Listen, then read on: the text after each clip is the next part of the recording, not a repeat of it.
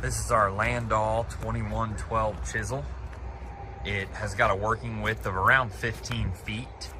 There's 13 of these points across this unit. They're spaced roughly 15 inches apart. You can see it's got that reversible shoe on it that can be spun around. They've got the huge spring on there to keep that chisel point in the ground. I really like these giant harrows. Those things measure about 5/8 in diameter, and they're really long to let that trash flow through there.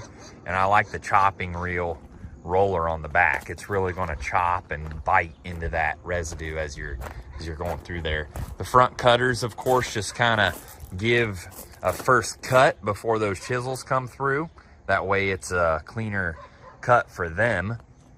And then, of course, you can raise and lower this front rank hydraulically, this front row of blades. You can raise those hydraulically, and then those rolling baskets on the back, those are also hydraulically adjustable. Very clean paint on this unit. Articulating hitch. 2021 model. You've got your depth control right here. Very clean machine, located here at our store in Salina, Ohio. And the way this one sits, we can help transport it as well.